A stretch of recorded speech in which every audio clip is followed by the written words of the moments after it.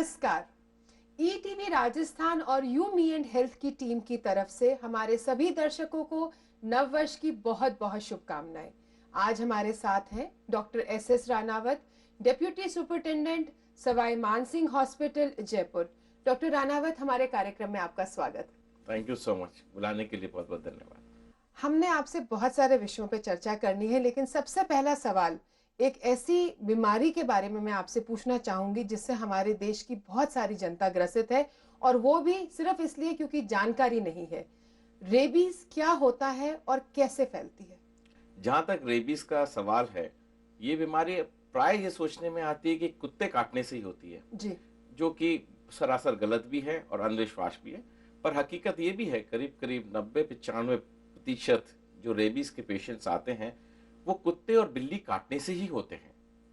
पर गाँव के अंदर और भी ऐसे बहुत सारे जानवर हैं जिनके काटने से ये बीमारी होती है। यहाँ तक कि कभी बंदर ने काट लिया, कोई गाय ने काट लिया, कोई बुफेलो वगैरह काट लिया, या कोई बकरी ने काट लिया जो इन्फेक्टेड है। और मंगूस जो नेवला होता है, ये भी मैंने मेरी पर्सनल लाइफ में देखा है कि नेवला काटने से भी रेबीज हो जाती है। तो अगर जैसे आपने बताया कि कोई भी ऐसा जानवर है जिसको ये इन्फेक्शन है, अगर वो इंसान को काट लेता है तो उससे उसको रेबीज हो सकती है? बिल्कुल हो सकती है, और इसीलिए आजकल कहा जाता है उसमें कोई रिस्क नहीं लिया जाता। रेबीज बीमारी जो समझते हैं अपने आप में इतनी भयानक बीमारी है, एक बार होने के बाद ये लाइलाज बीमारी है। जी। जो देखने में आता है, इसको हम मेडिकल टर्मिनोलॉजी में हाइड्रोफोबिया बीमारी कहते हैं। उसका ये एक बहुत बड़ा सिम्टम है हाइड्रोफोबिया, यानी पानी से बह। ये बीमारी जब एक बार हो जाती है तो इसका कोई बचाव नहीं है। अगर कोई भी ऐसा जानवर आपको काट लेता है तो सबसे पहले आप जब घर पर हैं या जहां भी हैं, आपको क्या कदम उठाने चाहिए? घर पर ये देखना चाहिए, फर्स्ट एड का तो पहले ध्यान देना ही पड़ेगा।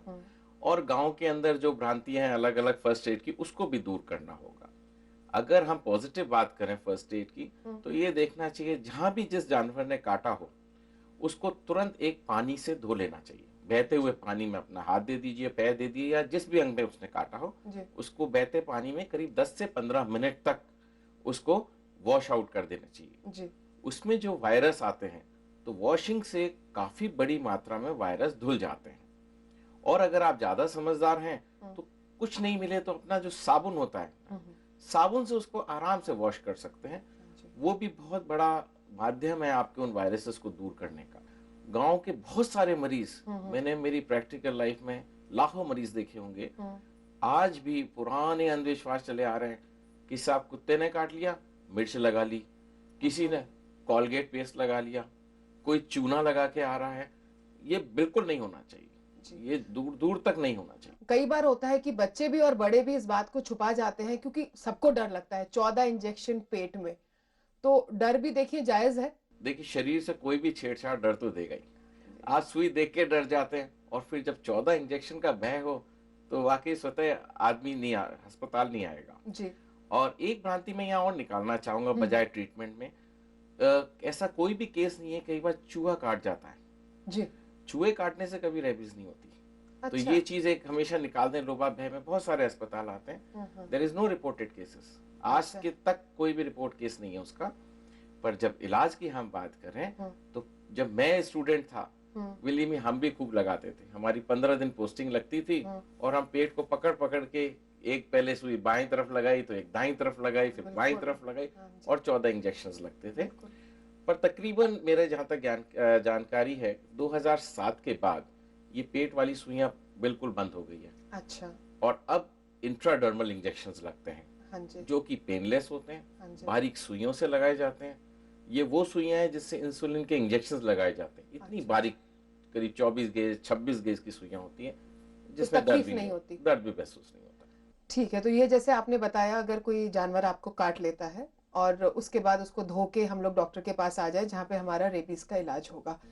अगर इसमें आप देरी कर देते हैं कि भाई किसी भी कारणवश आप हफ्ता 10 दिन की देरी कर देते हैं, तो क्या उसके बाद भी ये लगाना लाभदायक होता है? बिल्कुल लाभदायक होता है। जागो वही सवेरा। आपको भागना नहीं है, जब पता लग जाए, जो नॉलेज जब मिले उसको तुरंत जाना चाहिए। पर हाँ, ये बहुत जरूरी है कि जो रेबीज काटने के सिम्टम्स हैं इंक्यूबेशन पीरियड जिसको हम बोलते हैं, वो 3 दिन से 3 महीने तक का भी हो सकता है। ऐसे क्या सिम्टम होते हैं? जैसे कुत्ते ने काट लिया, बिल्ली ने काट लिया, कोई जानवर ने काट लिया, हो सकता है वो पूरी तरह इम्यूनाइज्ड हो। आजकल शहर के अंदर बहुत इम्यूनाइज्ड है। और अगर हम इंसिडेंस की बात करें तो आपको ये जानकर अचंभा होगा, हिंदुस्तान के अंदर करीब करीब 20,000 मौतें इस रेबीज की वजह से होती है, जो अपने आप में बहुत बड़ा आंकड़ा है। बिल्कुल। और जरा सी सूझबूझ से, पुराने अंधविश्वास से निकल के हम 20,000 मौतों को बचा सकते हैं जी। और इसका जो नॉलेज है वो ही इसका उपाय है। अगर सबको, आज आपने बहुत अच्छा माध्यम चुना है और मैं तो ये चाहूंगा ये ज्यादा से ज्यादा लोगों के बीच में पहुंचे कि ये ऐसी बीमारी है जो पहले तो इलाज हो सकता है। और अब पढ़े लिखे लोगों में तो इतनी अवेयरनेस है कि जो जानवरों के बीच में रहते हैं वो पहली वैक्सीन लगा लेते हैं। अच्छा, इसकी वैक्सीन भी आती है? बिल्कुल वैक्सीन आती है।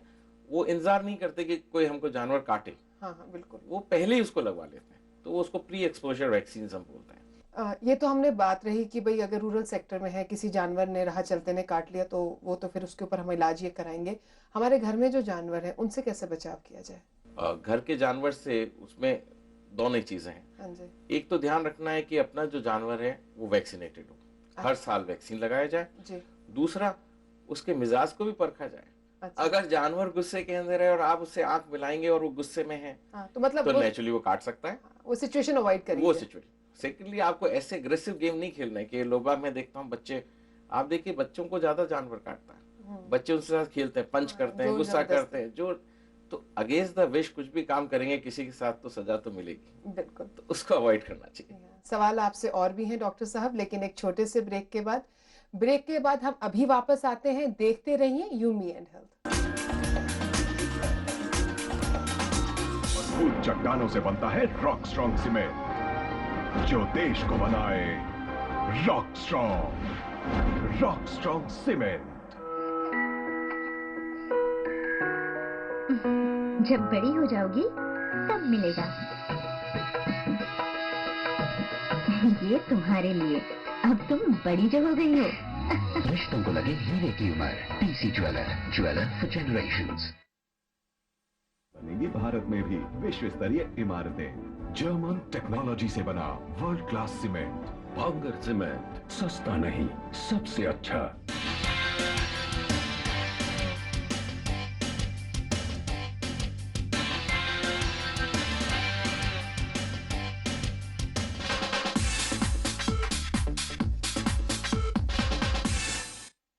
वो गीत मांग के साथ जो आज भी हर कोई गुनगुनाए, मांग लिया संसार। वो लाजवाब नगमे जो बन गए अमर। जरा देख ले आकर परवाने। वो इठलाती धुनें जो हर दिल में भर दे उमंग।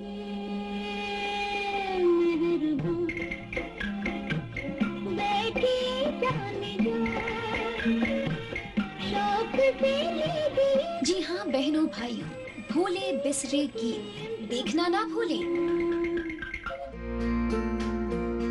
रसोई से एक स्वाद जो दिल के एहसास को पहुंचाए अपनों तक। एक महक जो कर दे सबको आपका दीवाना।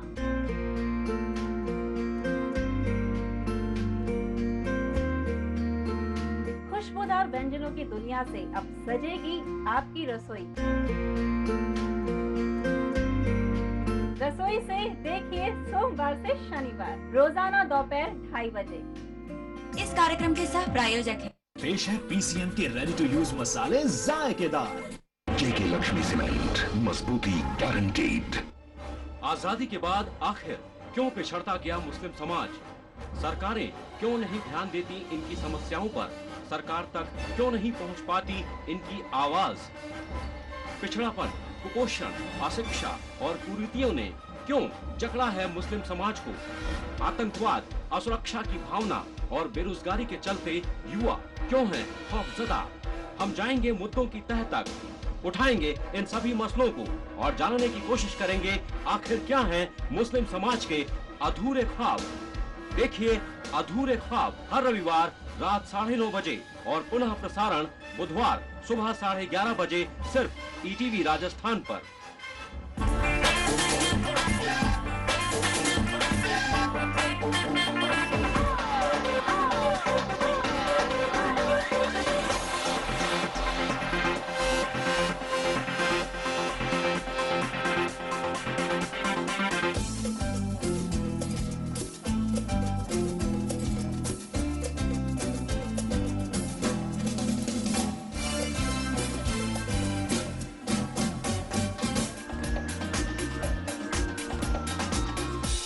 ब्रेक के बाद आप सभी का स्वागत है। हम लोग चर्चा कर रहे हैं डॉक्टर रानावत से। तो डॉक्टर रानावत, ये तो रही रेबीज की बात।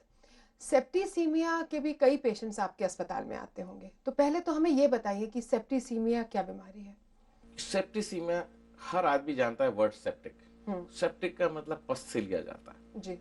और सीधा सा इन्फेक्शन मेडिकल टर्मिनोलॉजी में है, कोई भी इन्फेक्शन शरीर के खून में मिल जाएगा और वो ऐसा संक्रमण पैदा करता है जो अंगों को खराब करता है, वही सेप्टिसीमिया है। तो हमको ये ध्यान रखना चाहिए, कभी भी कोई भी सिस्टम इन्वॉल्व हो, कोई चोट लगे या कोई बीमारी हो जाए तो हमको तुरंत अस्पताल जाना चाहिए।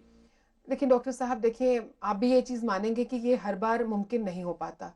खास करके गृहिणियों में ये देखा जाता है, या जो खेतों में काम कर रहे हैं, कि लोहे की चीज से कुछ कट गया, कोई अंदर हल्का सा घुस गया, तो हम उस पर ध्यान भी नहीं दे पाते हैं। तो ऐसे में अगर अस्पताल ना जाएं तो घर में हम लोग क्या उस चीज का ध्यान रख सकते हैं? ये बहुत अच्छा प्रश्न है। आजकल फर्स्ट एड पे बहुत जोर दिया जाता है। हिंदुस्तान के अंदर अगर आंकड़ों की बात करें तो करीब 6 लाख एक्सीडेंट्स हर साल होते हैं जी। जिसमें 30% मौतें हो जाती हैं 6 लाख एक्सीडेंट्स में। और फर्स्ट एड से ही हम काफी प्रिवेंशन कर सकते हैं, उसमें से करीब ये मान के चलिए 30% मौतें हम रोक सकते हैं।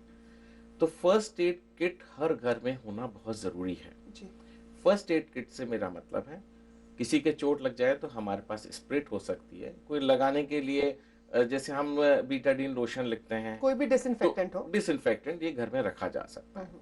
और यहाँ एक भ्रांतियां और है जी। कि सब लोहे के लगने से ही टिटनस या फिर ये सेप्टिक होता है। हाँ। ये धारणा बिल्कुल गलत है। अच्छा। अगर कहीं आपकी खरोंच है या मान लो आपकी सरफेस खाल हट गई है, तो उसमें अगर मिट्टी के कीटाणु जो इन्फेक्टेड कण लग रहे हैं, वो भी उतना ही बड़ा कारण है टिटनस के या और दूसरी बीमारियों के। लेकिन डॉक्टर साहब, ये भी देखने में आता है कि चोट या जो छोटी मोटी है ये लगी होगी 1 महीना पहले, 2 हफ्ते पहले, और फिर जब वो पेशेंट को लेकर आते हैं अस्पताल में तब तक बहुत देरी हो चुकी होती है। तो इसके दौरान ऐसा क्या एक कदम उठाया जा सकता है जिससे कि ये नौबत ना आए? हर चीज के एक लक्षण होते हैं।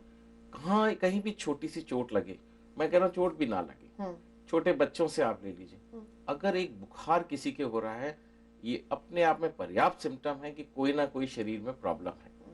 तो आप छोटी सी चीज को भी नजरअंदाज ना करें। और हर गांव में अनपढ़ लोग ज्यादा हैं, अपनी 74% पॉपुलेशन गांव में रहती है जी। तो हम ये मानते हैं कि हमारी ज्यादातर पॉपुलेशन इतनी समझदार नहीं है जितना उनको होना चाहिए। हाँ जी, इलिटरेट है, अभी भी अंधविश्वास से घिरे हुए हैं। परफेक्टली वो। तो उस स्थिति के अंदर ऐसे लक्षण जहाँ गांव वालों को लगे कि हाँ बच्चा काफी दिन से बीमार है या बड़ा काफी दिन से बीमार है और उसको बुखार हो रहा है, उसकी अगर पल्स भी गांव में देख लेते हैं कि साहब नाड़ी बड़ी जोर जोर से चाल रही है, that's a very common language कि नाड़ी बड़ी जोर जोर से ले रही है, सांस बहुत आ रही है, शरीर ठंडो हो रही है या शरीर गर्म हो रहा है। ये सब लक्षण हो सकता है कि मरीज सेप्टिसीमिया में हो या दूसरी बीमारी से ग्रसित हो, लेकिन उसी समय अस्पताल पहुंचना चाहिए। तुरंत जो नजदीकी अस्पताल है उसमें एक बार जरूर दिखाना चाहिए। हाँ जी। डॉक्टर साहब, सवाई मानसिंह हमारे प्रदेश का सबसे बड़ा अस्पताल है। मैं इसी से जुड़े हुए कुछ प्रश्न आपसे करना चाहूंगी। सबसे पहली बात तो ये है कि पहले हम रेबीज पे ही दोबारा आते हैं। एक रेबीज क्लिनिक चलता है हमारे यहाँ? हाँ बिल्कुल, हमारे रेबीज क्लिनिक चलता है और हमारे करीब करीब 6 से 7 हजार मरीज हर साल आते हैं। तो क्या जो गरीब आदमी आता है, जो बीपीएल कार्ड होल्डर है, उसको आके अपने रेबीज के इंजेक्शन के पैसे खुद देने पड़ते हैं? और आपको ये जानकर खुशी होगी कि हमारे अस्पताल में अब ये सबके लिए फ्री है। अच्छा। ना केवल बीपीएल के लिए, जो भी सवाई मानसिंह अस्पताल में आ रहा है, हमारा टर्शियरी लेवल अस्पताल है और हम अपने आप को सौभाग्यवान मानते हैं कि हम उस अस्पताल में कार्य कर रहे हैं। और उस स्थिति में हर मरीज को यथासंभव उसमें केवल ट्रीटमेंट का इंजेक्शन ही नहीं, और यहाँ एक चीज मैं आपको और जोड़ना चाहूंगा कि जब भी कोई भी जानवर ने काटा हो, कृपया करके ये ध्यान रखिए कि उसमें घाव को पट्टी नहीं करें, उसको वुंड को खुला रखें, उसमें टांके नहीं लगाएं। खास तौर पे एक टिंचर आयोडीन गांव में बहुत कई जगह मिलता है, वो कभी अप्लाई नहीं करें। और कहना तो नहीं चाहिए इस मंच पे, पर एक चीज जरूर बता दूंगा, कुछ नहीं मिले तो गांव के अंदर दारू हर जगह मिल जाती है। ये इस ऐसा अभिशाप है, तो कुछ अगर ऐसा जानवर ने काट लिया तो आप या तो रम डाल दें, विस्की डाल दें, या आफ्टर शेव भी लगा सकते हैं। मतलब अल्कोहल एक डिसइंफेक्टेंट है। अल्कोहल इज बेसिकली, तो अल्कोहल मैं चाह रहा हूँ बोलना का मतलब यही था, आपने बिल्कुल सही पकड़ा कि उसमें अल्कोहल ही लग, तो एक तरह से वो डिसइंफेक्टेंट का काम करेगा, बजाय हम टिंचर या और दूसरी चीज लगा के उसको ज्यादा नुकसान दें। बिल्कुल। डॉक्टर साहब, और क्या क्या आउट पेशेंट्स जो आते हैं सवाई मानसिंह हॉस्पिटल में, उनको क्या क्या सहूलियतें मिलती हैं? एसएमएस अस्पताल एक हमारा, हम ये नहीं कहेंगे जयपुर की शान, ना केवल हम राजस्थान की शान कहेंगे, ये हमारे उत्तर भारत का एक बहुत बड़ा अस्पताल है। यहाँ कोशिश ये की जाती हर तरह का इलाज हो, सस्ती दरों पे हो। और आपके नॉलेज के लिए मैं बता देता हूँ कि हमारे करीब करीब कई डिपार्टमेंट ऐसे हैं जिसमें 30% पेशेंट तो बाहर के जिलों से आ रहे हैं या बाहर की स्टेट से आ रहे हैं, पंजाब से, हरियाणा से, इवन दिल्ली से, साउथ दिल्ली से हमारे पास पेशेंट्स आते हैं, वो अस्पताल के नाम से और यहाँ पे जो जो फैसिलिटी है आउटडोर्स में और इंडोर्स में है, जी हाँ, उसकी वजह से आते हैं। कुछ फैसिलिटीज पे रोशनी डालिए कि आउटडोर्स में हम लोग क्या फैसिलिटी दे रहे हैं अपने पेशेंट्स को। आउटडोर के अंदर जो भी हमारे पास पेशेंट आ रहा है, आप ये ताज्जुब करेंगे, करीब करीब 7,000 मरीज रोज हमारे अस्पताल में आते हैं। और जब फुटफॉल की बात करते हैं, इतने बड़े इंस्टीट्यूशन में, ये अपने आप में एक टाउन है, बिल्कुल, हमारे 35 से 40 हजार का फुटफॉल है रोज का। और इतनी बड़ी चैलेंज के अंदर हर आदमी को सेटिस्फाई करना, सस्ती दरों पे ट्रीटमेंट देना, एफिशिएंट डॉक्टरों के द्वारा देना, और आउटडोर जो हमारा 6 घंटे चलता है उसके अंदर पेशेंट आता है, कोशिश की जाती है कि गरीब लोग, करीब करीब 50% आदमी गरीब आता है, जो बुजुर्ग आता है, गरीब आता है, बीपीएल आता है, कोई विडोज आ रही हैं, कई प्रिजनर्स हैं, इन सब का इलाज जांच से लेके दवाई से लेके ऑपरेशन तक हर चीज फ्री की जाती है। जैसे अगर कोई पेशेंट ओपीडी में आता है और उसको आगे एक्सरे या एमआरआई की जरूरत पड़ती है, तो क्या ये सहूलियतें हमारे अस्पताल में हैं? जब हम ओपीडी की बात करते हैं तो एक आम धारणा ये रहती है कि एक मरीज दिखी और डॉक्टर को दिखाया, ऐसा नहीं है। जब हम ओपीडी के एज अ मैनेजमेंट हम बात करते हैं तो ओपीडी में हम ये चीज ध्यान रखते हैं कि उसका रजिस्ट्रेशन प्रॉपर हो, उसका रिसेप्शन बहुत अच्छा हो, आया मरीज तो उसको पता लगे कहाँ जाना है, हम उस चीज का पूरा ध्यान रखते हैं। कहाँ हमारा कार्ड बन रहा है, कार्ड के साथ साथ डॉक्टर के साथ हम उनकी फैसिलिटीज का भी ध्यान रखते हैं। कल को उनका पेट तो खराब नहीं हो गया, कहाँ उनको दवाइयाँ मिल रही हमारी फार्मेसी का है। और आउटडोर से जुड़ी जो सर्विसेज हैं, चाहे हमारे एक्सरे हो, चाहे हमारे सोनोग्राफी हो, चाहे हमारी लैब्स हो, वो उसको उसी विसिनिटी में, उसी एरिया में तुरंत से जल्दी इलाज मिले और मरीज संतुष्ट होके जाए। कुछ और प्रश्न भी हैं मेरे पास डॉक्टर साहब, लेकिन एक छोटे से ब्रेक के बाद। हम ब्रेक के बाद अभी वापस आते हैं, कहीं जाना नहीं। स्वाद क्या होता है? वो जो ज़बान पर महसूस होता है या वो जो दिल तक पहुंचता है, जिसमें महकती हुई बेशुमार खुशियां आपके अपनों की सेहत का ख्याल रखती हैं, जैसे महाकोश कुकिंग ऑयल, जो ख्याल रखे आपके स्वाद और सेहत का। तो अच्छा खाओ, खुश रहो। महाकोश कुकिंग ऑयल, स्वाद और सेहत का खजाना। बनेगी भारत में भी विश्व स्तरीय इमारतें। जर्मन टेक्नोलॉजी से बना वर्ल्ड क्लास सीमेंट। भांगर सीमेंट, सस्ता नहीं, सबसे अच्छा। जब बड़ी हो जाओगी तब मिलेगा। ये तुम्हारे लिए, अब तुम बड़ी जो हो गई हो। रिश्तों को लगे हीरे की उम्र। TC jeweller, jeweller for generations. मजबूत चट्टानों से बनता है रॉक स्ट्रॉन्ग सीमेंट, जो देश को बनाए rock strong. Rock strong cement. दुनिया इस हफ्ते, एक ऐसा शो जिसमें हम आपको दिखाएंगे दुनिया की अहम खबरें, खबरों का बारीक विश्लेषण और उनकी हकीकत।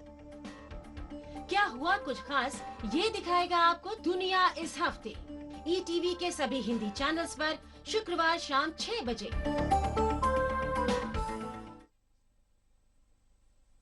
इस कार्यक्रम के प्रायोजक हैं विश्व का सबसे बड़ा एकीकृत जस्ता उत्पादक हिंदुस्तान जिंक।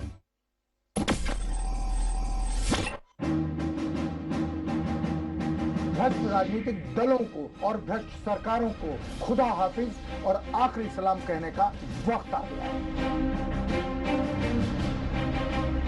जनता चौराहे पर आज अकेली खड़ी है, उसके लिए कोई आवाज नहीं उठा रहा, कोई लड़ने की बात नहीं कर रहा।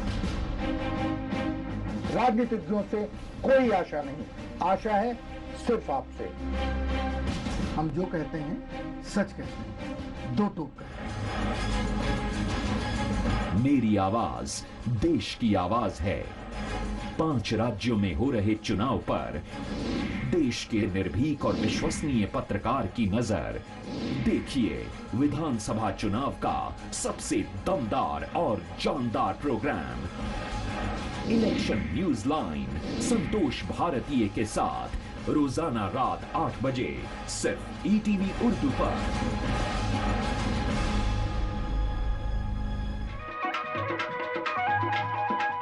गोरबंद रविवार रात 8 बजे, पुनः प्रसारण गुरुवार शाम 6:30 बजे, सिर्फ ईटीवी राजस्थान पर।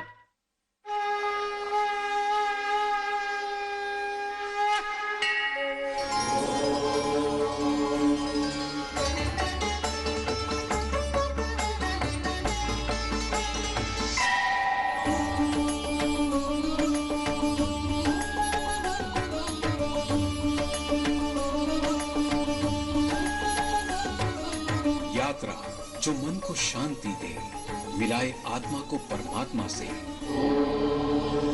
देखिए तीर्थ यात्रा।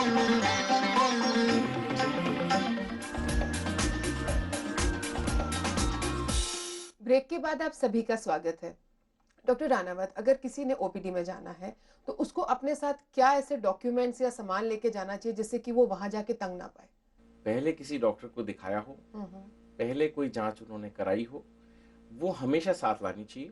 और अगर लगता है कि हमने सेप्टिसीमिया की बात की या हमने और बड़ी बीमारियों की बात की, लगता है अगर ये मरीज भर्ती का है तो एक अटेंडेंट उस दृष्टि से आए कि हमको हो सकता है अस्पताल में भर्ती करना पड़े जी। और हम अस्पताल में ये कोशिश करते हैं कि जो बेस्ट इलाज हो सके सस्ती दरों पे, अगर आउटडोर से जा सकता है पेशेंट तो वहाँ से जाए, अगर भर्ती हो रहा है तो हम ये भी सुनिश्चित करते हैं मरीज को अच्छा पलंग मिले, उसको दवाई मिले, उसको यहाँ तक कि खाना मिले, जो उसकी एक्सिलरी सर्विसेज है वो भी हम प्रोवाइड करने की कोशिश करते हैं। और इसी के तहत हमने एक लाइफलाइन ड्रग स्टोर भी बनाया हुआ है।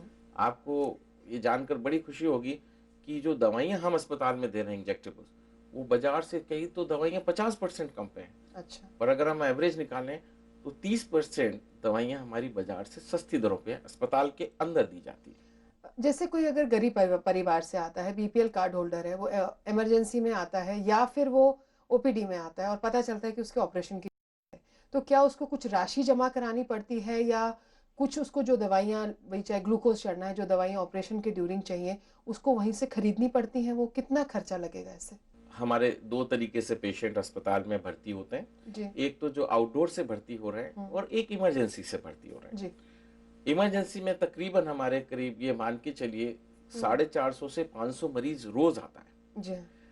उन 450 से 500 मरीज को हमारे अस्पताल में निशुल्क जांच और सारी दवाइयाँ जो भी इमरजेंसी के अंदर लगती है वो सबको फ्री दी जाती है। और जहाँ तक आपने एक सवाल पूछा गरीब लोगों का, वो हमारे लिए भी बड़ा इंपॉर्टेंट पेशेंट है।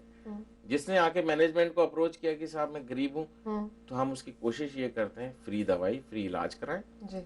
और जिसपे कुछ डिपार्टमेंट ऐसे हैं जिनमें खर्चा बहुत आता है, जैसे कार्डियोथोरेसिक सर्जरी, हमारे कार्डियोलॉजी जिसमें इम्प्लांट्स लगते हैं, जिसमें बोनी इंजरी है, लोहे के इम्प्लांट्स लगते हैं, तो उसमें एक सीएम रिलीफ फंड एक बहुत बड़ा साधन है, संसाधन है जो लोग गरीब लोगों को बचाता है जो बीपीएल में नहीं है।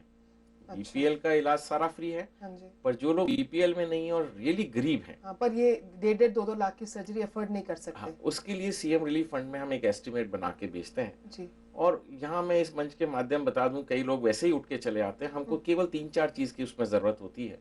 एक तो अपना राशन कार्ड लेके आए जी। और दूसरा वो जो भी वहाँ का तहसीलदार है उससे एक आय प्रमाण पत्र जरूर लेके आए। क्योंकि ये जो जरूरी भी है कि ये मिसयूज ना हो। मिसयूज नहीं हो और उनको पता भी नहीं रहता। तो एक अपना आय प्रमाण पत्र लेकर आए, राशन कार्ड लेकर अस्पताल में आए। बाकी का कार्य मैनेजमेंट और यहाँ के जो डॉक्टर्स, सारे बहुत अच्छे डॉक्टर्स हैं हमारे यहाँ, वो पूरा सहयोग करते हैं उनको एक एस्टिमेट देने की। और हम लोग भी कोशिश करते हैं कि सीएम रिलीफ फंड से 2-4 दिन में उनका पैसा आ जाए ताकि इलाज जल्दी से और अच्छा इलाज हो सके। जैसे आपने कहा कि यहाँ पे सिर्फ कोई जयपुर से तो पेशेंट्स हमारे पास आते नहीं हैं, आसपास से, गांव से, दूसरे स्टेट से भी हमारे पास आते हैं। तो कोई ऑपरेशन के लिए आता है तो क्या उसके अटेंडेंट जो एक साथ आया है, कुछ सुविधा उनको भी मिलती है? अटेंडेंस की बहुत बड़ी सुविधा है। आप ये देखिए, इतना सस्ता इलाज जहाँ आपके कोई पैसा बेड का नहीं लगता, कोई नर्सिंग केयर का पैसा नहीं है, ऑपरेशन का कोई पैसा नहीं है, आईसीयू का कोई पैसा नहीं है। एक आप प्राइवेट हॉस्पिटल में एक बार एक आईसीयू में जाएंगे 20 से 25 हजार रुपए रोज लगता है, हमारे यहाँ फ्री है जी। और कोशिश ये करते हैं कि उसको ज्यादा से ज्यादा हम सुविधाएं दे सकें, कम से कम खर्च। तो अटेंडेंट अस्पताल में ही रुक सकता है? अटेंडेंट्स को हम हर एडमिटेड पेशेंट्स को 2 पासेस देते हैं जी। तो 2 पासेस इसलिए देते हैं कि एक अटेंडेंट के पास हो और दूसरा कोई दवाई के लिए जा सके। अटेंडेंट्स को रुकने के लिए एक बेड पे एक अटेंडेंट अलाउड है। सर्दियों में सरकार की तरफ से हमेशा से चला आ रहा है, रैन बसेरा लगते हैं। और अब तो हमारे पास 2 धर्मशालाएं भी हैं। रिसेंटली अभी 1 साल भर भी नहीं हुआ, हमने एक धर्मशाला वहीं हमारे अस्पताल प्रीमाइसेस में बनी है और एक धर्मशाला हमारे सामने भी है, तो उसमें अटेंडेंट्स का काम हो जाता है। और कौन से भी नए टेस्ट हैं खासकर के प्री कैंसर में जो एसएमएस अस्पताल में होने लगे हैं? एसएमएस अस्पताल ने तो मैं कहूँगा पिछले कुछ वर्षों में ये मानिए 5 से 7 वर्षों में बड़े लीप्स एंड बाउंड्स, बहुत अच्छी तरक्की की है जी। ये हर तरह की फैसिलिटी है। आप ये देखिए, जिन मरीजों को इलाज के लिए दिल्ली बॉम्बे जाना पड़ता था वो सारे इलाज यहाँ हो रहे हैं। IMRT मशीन हमारे कैंसर के अंदर बहुत बड़ी खोज है। पहले कोबाल्ट से काम होता था जिसमें बहुत बड़ा एरिया एक्सपोज होता था। आजकल पिन पॉइंट ऐसी थेरेपी आ गई है जो पर्टिकुलरली उसी एरिया के कैंसर सेल्स पे काम करती है और मरीज को ज्यादा नुकसान नहीं होता। जहाँ तक जांच का सवाल है, हमारे पास CT स्कैन, MRI है, एक CT स्कैन और लगने वाली है। तो इस तरीके से हम समय के हिसाब से हमारी तरक्की भी होती जा रही है और जिससे मरीजों को सेव। जो इन्वेस्टिगेटिव टेस्ट होते हैं, चाहे वो ब्लड हो, यूरिन हो, क्या वो सब भी हाथों हाथ वहीं हो जाते हैं? बिल्कुल। आप ये ताजुब करेंगे, एक दिन के अंदर मैं सोचता हूँ कोई 6-7 हजार टेस्ट एवरी डे होते हैं और उसी दिन। उससे सबसे बड़ी बात ये है, मरीज आउटडोर में आया, उसने टेस्ट करवाया और वो सारी रिपोर्टिंग्स वो अपने घर जाके नेट के ऊपर भी देख सकता है। अच्छा। ये ऐसा रेवोल्यूशनाइज चेंज है कि हमने सारी चीज डॉक्यूमेंट कर दी कंप्यूटर पे। मरीज जाए, टेस्ट कराए, शाम को अपने चाहे तो घर पे देख ले और नेक्स्ट डे डॉक्टर साहब, आपका बहुत बहुत शुक्रिया। आपने इतनी सारी महत्वपूर्ण जानकारी हमें और हमारे दर्शकों को दी। आपका बहुत बहुत धन्यवाद। Thank you. आपका भी थैंक यू सो मच। अगर आपको हमें कोई सुझाव देना हो या स्वास्थ्य संबंधी जानकारी लेनी हो तो आप हमें SMS कर सकते हैं। अपने मोबाइल के राइट मैसेज ऑप्शन में जाइए, टाइप कीजिए UMH, स्पेस दीजिए, अपना नाम लिखिए, अपने शहर का नाम लिखिए और भेज दीजिए 56000606 पर। आप चाहें तो हमें पत्र भी लिख सकते हैं। हमारा पता है You, Me and Health, ETV Rajasthan, 5/96A, Bhavani Singh lane, Bhavani Singh road, C scheme, Jaipur. आशा करती हूँ रेबीज, सेप्टिसीमिया या सवाई मानसिंह अस्पताल पर आपको जो भी जानकारी आज मिली वो आपके बहुत काम आएगी। नववर्ष की एक बार फिर से बहुत बहुत शुभकामनाएं। अगले बुधवार फिर मिलते हैं, तब तक take care and keep smiling.